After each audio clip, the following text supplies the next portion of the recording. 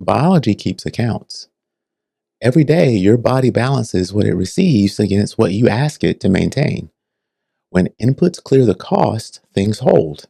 When they don't, the system adjusts quietly so the numbers still work.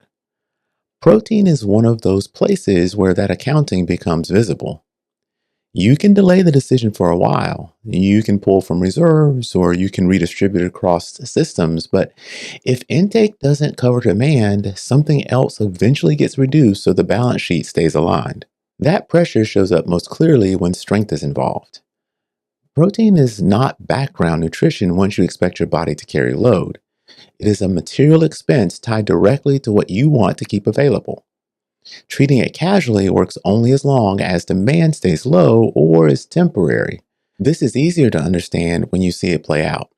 Consider someone we'll call Jack. Jack is not trying to overhaul his life. He stays active, trains regularly, and eats with intention. What he wants is not improvement on paper, but consistency in return.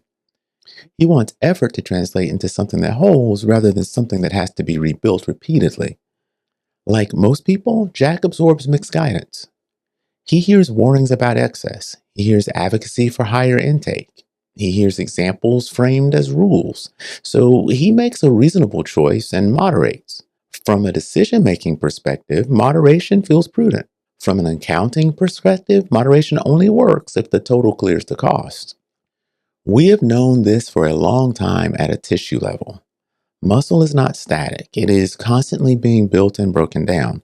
When protein intake does not consistently exceed breakdown, the body responds by lowering what it maintains, not as an error and not as a signal of disease, but as a straightforward adjustment to ongoing expense. Protein is not advice, it's an ongoing cost. When intake does not meet what the body is being asked to support, the system compensates by narrowing what it can reliably maintain. Muscle becomes conditional, strength becomes situational, and output still happens, but the return on effort tightens.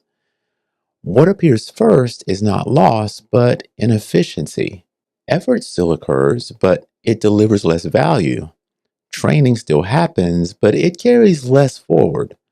The system remains functional, just with reduced margin. That shift is easy to miss if you are watching for breakdown instead of balance. The mistake is looking for a rule when the real task is reading cost and returns. There is no universal protein number because there is no universal expense profile. Demand depends on size and activity, stress load, and age, but more importantly, it depends on what you expect your body to keep funding over time. This becomes even more relevant as adults get older. Research has shown that the body becomes less responsive to protein signals with age. The same intake that once maintained tissue no longer produces the same return. The cost doesn't disappear, it rises quietly, and the accounting adjusts unless intake changes with it. Strength has a maintenance cost, and so does muscle. So does tolerance for repeated load.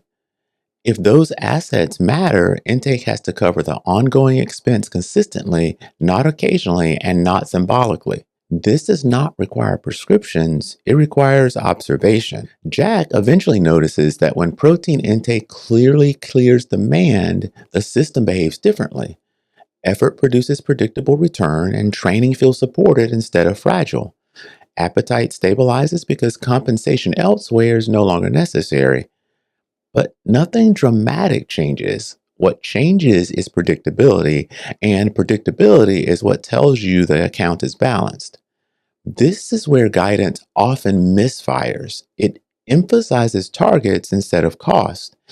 It distributes averages instead of teaching people how to read their own system, and it frames protein as a recommendation when it functions more like infrastructure. People debate styles, sources, and timing because those details can vary.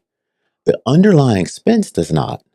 Once you stop negotiating requirement and start observing how your own body responds, the conversation simplifies. Not because it becomes easy, but because you are no longer arguing theory, you are reading results. This is not about extremes, it's about keeping the assets you care about funded.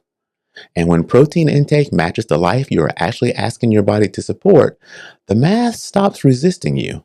That is solvency. This is uncommonly remarkable. Thanks for listening.